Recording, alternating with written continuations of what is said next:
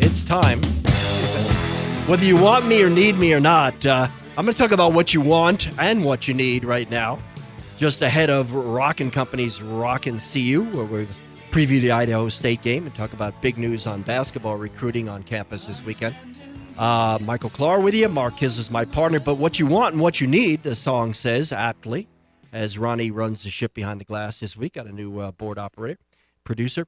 If you want and need liquid refreshment, I call it liquid treasure a lot. The place to go is Denver's biggest and best priced liquor store, and that's Argonaut Wine and Liquor at 760 East Colfax. We are the Argonaut Wine and Liquor Sports Stampede. Where you get a lot of benefit from that if you go down there and with your arguments back and forth with Mark Kisla and myself, you get all kinds of liquid treasure. I love those coolers of cold ones that from all around the world, and especially from Colorado's own distinguished and burgeoning brewing industry. The wineries, the distilleries also here in town, they support the local guys. They do a lot for the community as well as getting you the best prices in town. Check them out, and if you don't feel like getting off the couch, today is not a particularly good college football watching day, but if you just don't want to go out and go shopping where they have more cashiers than you've ever seen and you get in and out quickly, then they deliver Argonaut Wine and Liquor. And now it's time for Rockin Company's Rockin CU, featuring Adam Munsterteiger, publisher of BuffStampede.com, on the Scout.com network at AdamCM777. You can follow Adam. Brought to you by Rockin Company, historic and modern masons, general contractors, family-owned and operated in Colorado 5 decades, 2 generations. Build it with rock. Build it with Rockin Company, rockandco.com, and Zadie's Delis, where Kiz and I eat. When you want delicious food, you want generous portions. Get those overstuffed sandwiches from Jason and down there in Cherry Creek at Zadie's Deli. Free parking front and back, 121 Adams Street. They cater Zadie's Deli. And welcome, Adam. We are coming off of our first chance to talk to you since Colorado's resounding win against Colorado State, and could they possibly be as good as they looked? Possibly, yeah. I don't think we're going to find out today. I think you're going to find out little about this Colorado team today, and certainly their biggest opponent today is what was looking back at them in the mirror this morning. Obviously, Idaho State. I mean, FCS teams often upset FBS teams, but this is not a good FCS team, Idaho State. So I think we'll start to see a little bit more when they travel out to Ann Arbor next week. How legit was their performance? And, hey, we'll see how CSU does as well. I think that could be part of it as well. It is tough to figure out.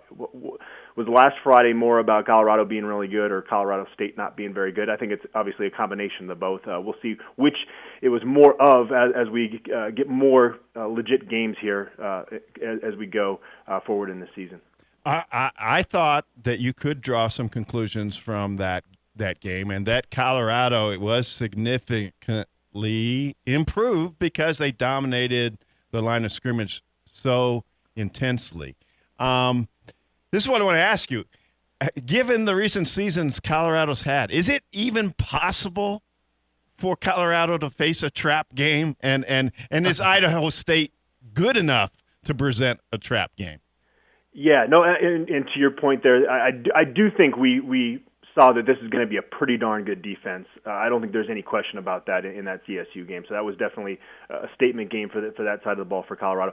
In terms of Idaho State, no, this is just not. You look what they did last year. They lost 80-8 at UNLV, and obviously UNLV leaders themselves. So. Oh my gosh! Yeah, I do like what Mike McIntyre did, though, is he looked for a source of motivation. The head coach of Idaho State, Mike Kramer, was the head coach at Montana State back in 2006 when they upset the Buffalo. So, hey, show your team that tape and make them think that Idaho State is going to present a challenge, because that's the right way to handle it if you're a head coach. And I think for the players, they want to go out there and prove something and try to get those backups in the game. You know, those guys work so hard and practice every day, and this is a rare opportunity if you come out and execute and do what you're supposed to do to get those guys some run in front of the home fans. And so that's a big part of today too. I think that helps your locker room when you can get the third string, fourth string running backs in the game and get those guys some run. But no, this is just not an FCS team that's going to upset an FBS team. So even if it's within like 3 touchdowns, I would say that's a bad performance by Colorado. They should really blow the gates out of this one. Okay, so getting experience for your depth, that's a goal, and that's a real football goal. Let me run this by you. Say they can win the game by name that score. I don't know whether that's 42-3 or 66-12. What would it mean to this team and this fan base just to watch CU go out and trash somebody? I mean, I've seen them play Massachusetts, which sounds like a better team than Idaho State, and then CU have to really work to win that game. But is there any value in just 50,000 people going, yeah, this is fun to be a Buff. We trounce people. Yeah, this fan base has been beaten down for a long time. I think they deserve those moments, certainly. And this is a football team with 412 combined starts, the most in program history, that seems finally just sick and fed up of losing. It was interesting to me. What signified to me that maybe this was a different team was Mike McIntyre's demeanor in the preseason. In previous preseasons, he would get kind of salty with the media the closer they got to the season, and it kind of seemed like maybe there's some things the head coach didn't like that he saw from his team. And this year, he was cool as a cucumber, even our last media availability with him before that CSU game.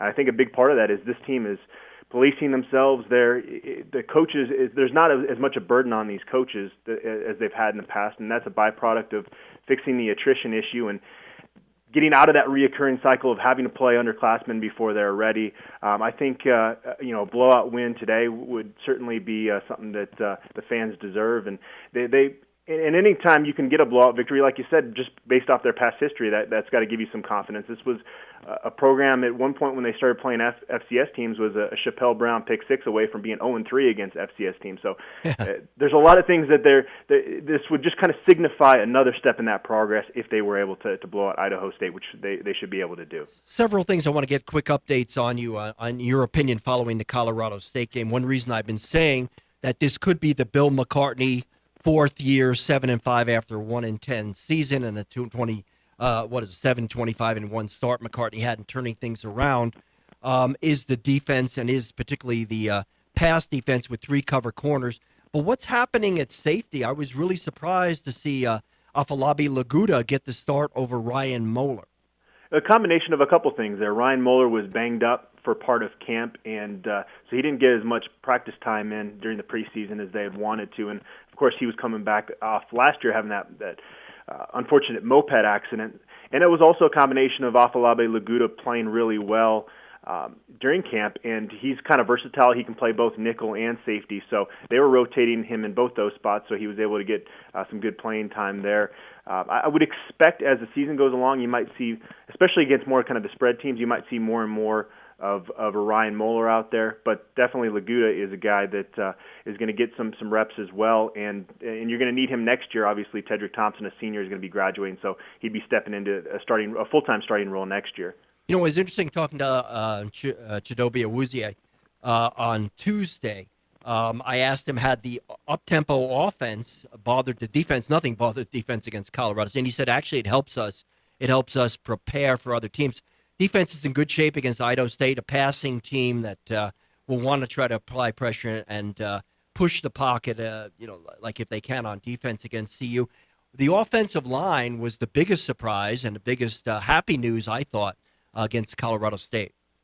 Yeah, and Colorado State has a pretty young defensive line. We'll see how that. I think the jury has yet to decide here on this offensive line for Colorado. Just 1 week, I still kind of in wait-and-see mode there. I want to see what they maybe do next week at Michigan, so we'll see there.